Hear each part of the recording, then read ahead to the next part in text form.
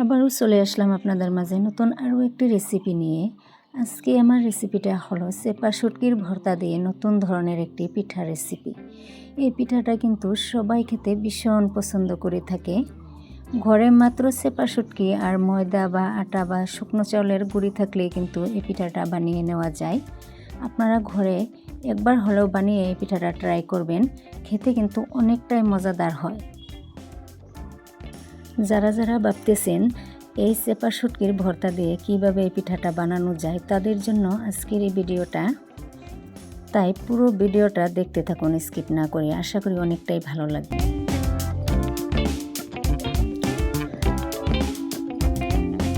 চেপা শুটকির ভর্তা দিয়ে পিঠাটা বানানোর জন্য সর্বপ্রথমে আমি নিয়েছি এখানে আমি 4টি চেপা শুটকি পরিষ্কার করে ধুয়ে নিয়েছি।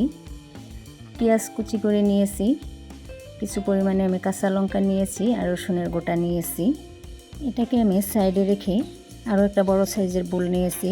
বোলের মধ্যে আমি দিয়ে দেব 2 বাটি ময়দাটা দেওয়ার পর আমি এখানে দিয়ে দেব বেকিং সোডা। অল্প পরিমাণে বেকিং সোডা দিয়ে আর অল্প পরিমাণে নিমখ দিয়ে আমি এটাকে ভালো করে মিশিয়ে নেব একসাথে।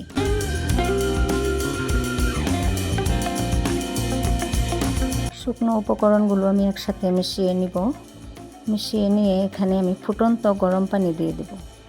একদম ফুটন্ত গরম পানি দিয়ে আমি ডোটা বানিয়ে নেব। ডোটা যাতে একদম নরম হয় তাই আমি ফুটন্ত গরম পানিটা দিয়েছি।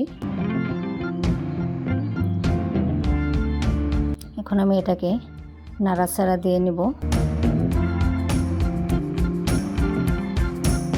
হাতে মাত্র 10 মিনিট সময় থাকলেই কিন্তু এই চেপা শুটকির পিঠাটা বানিয়ে নেওয়া যায়। আপনারা চাইলে ঘরে এইভাবে বানিয়ে একবার হলেও ট্রাই করবেন।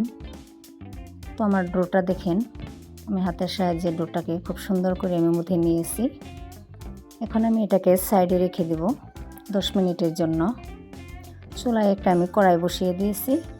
এখানে আমি কাঁচা লঙ্কাগুলি দিয়ে দিলাম। এখানে আমি বেশি একটা তেল ইউজ করব না, যেহেতু চেপা শুটকি ভর্তার জন্য তেলটা ইউজ না করাই অনেকটাই ভালো। উল্টে পাল্টে অনবরত আমি নাড়াচাড়া করে নেওয়ার পর এখানে দিয়ে দেবো আমি গোটা রসুনটাকেও আমি ভালোভাবে নাড়াচাড়া করে অল্প লালচা করে আমি ভেজে নেব। অনবরত এটাকে নাড়াচাড়া করতে হবে আর ভেজে নিতে হবে। এখন আমি দিয়ে দেবো কুচানো পেঁয়াজটা দিয়ে আবারও আমি নাড়াচাড়া দিতে থাকবো।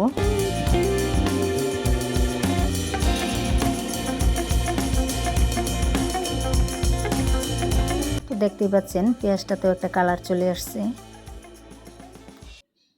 এই স্টেজে আমি চেপা শুটকিটার মাছ বরাবর দিয়ে দিব। মাছ বরাবর এইভাবে আমি দিয়ে এর একটা সাইড হয়ে গেলে আমি অপর সাইডটা উল্টিয়ে দিব।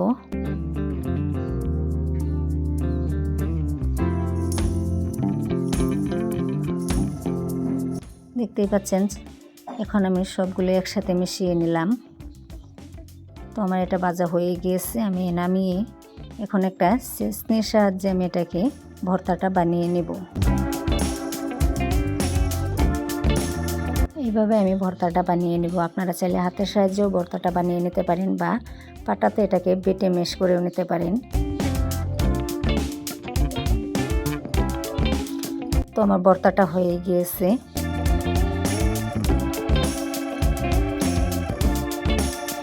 এখন আমি ভর্তাটা সাইডে রেখে দেব।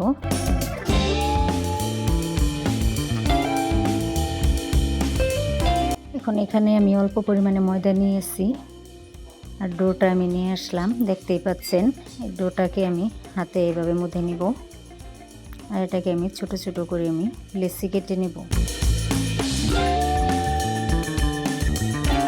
আমি এটাকে 7-8টা লেচি কেটে নেব। এখন আমি এটাকে হাতের সাহায্যে এইভাবে মুদে আমি গোল করে নেব।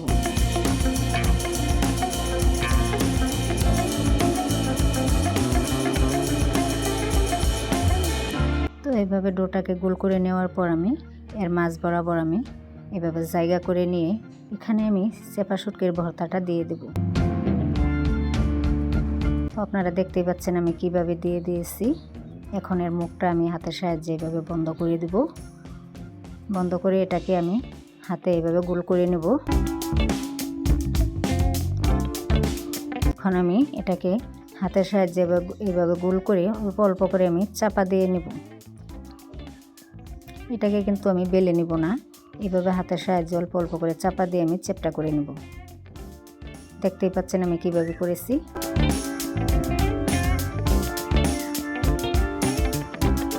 এভাবে আমি একটা পিঠা বানিয়ে নিয়েছি। আরও একটা পিঠা বানিয়ে নিব আপনাদের দেখার সুবিধার জন্য বা বোঝার সুবিধার জন্য। এটাকেও আমি এভাবে গোল করে নিয়েছি।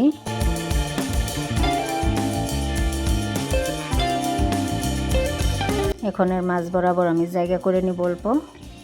আর এখানে আমি চেপা শুটকির ভর্তাটা আবারও দিয়ে দেবো 1 চামচ পরিমাণে।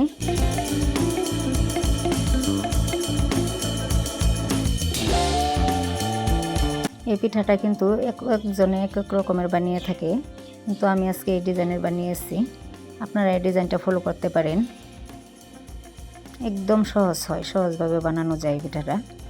তো আবারও আমি গোল করে এইভাবে হাতের সাহায্যে চাপা দিয়ে এটাকে আমি চ্যাপ্টা করে নেব।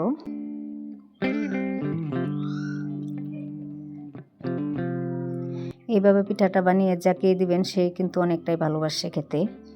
এখন আমি চুলায় একটা ফ্রাই প্যান বসিয়ে দিয়েছি। এখানে আমি সাদা তেল দিয়ে দিয়েছি। তেলটা গরম হওয়ার পর আমি পিঠাগুলি একে একে দিয়ে দেব এখানে।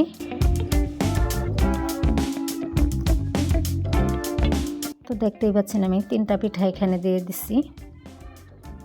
পিঠাটাকে আমি অনবরত নাড়াচাড়া করতে থাকবো। এটাকে অবশ্যই নাড়াচাড়া করতে হবে, না হলে কিন্তু পুড়ে যেতে পারে এক সাইডে। তো আমি পিঠাটাকে উল্টিয়ে দিব, একটা সাইড হয়ে গিয়েছে। দেখতেই পাচ্ছেন এতে কত সুন্দর একটা কালার চলে আসছে। পিঠাটা কিন্তু আস্তে আস্তে ফুলে উঠবে। পিঠাটা কিন্তু একদম নরম হয়, খেতে যেমন একদম সুন্দর হয়, বানানিও কিন্তু একদমই সহজ। আপনারা ঘরে ট্রাই করলে বুঝতে পারবেন, একদম কম সময়ের মধ্যেই কিন্তু এই পিঠাটা বানানো যায়। তো দেখেন এতে কত সুন্দর একটা কালার চলে আসছে। পিঠাটা কিন্তু ফুলকো ফুলকো হয়েছে। আবারও আমি বাকি যে পিঠাগুলো রয়েছে সেই পিঠাগুলি ভেজে নিব। একে একে আমি পিঠাগুলি দিয়ে দেব।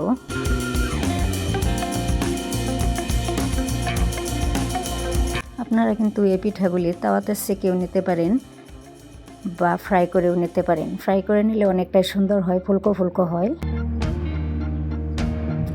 তো এগুলিকে আমি আবার উল্টিয়ে দিব। দেখতেই পাচ্ছেন এটাতেও কিন্তু কালার চলে আসছে। তো দেখেন আমি উল্টে পাল্টে ভালো করে এগুলি ভেজে নিয়েছি।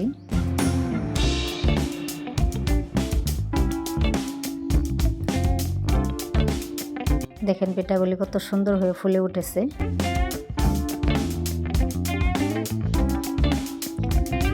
এখন আমি নামিয়ে নিব পিঠাগুলি।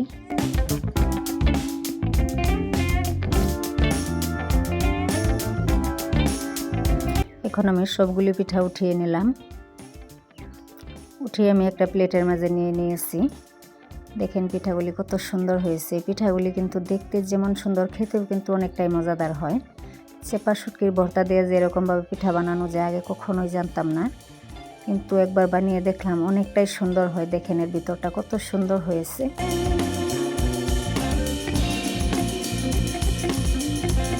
তাহলে আজকের এই চেপা শুটকির পিঠাটা কেমন হয়েছে কমেন্ট বক্সে জানিয়ে দিবেন।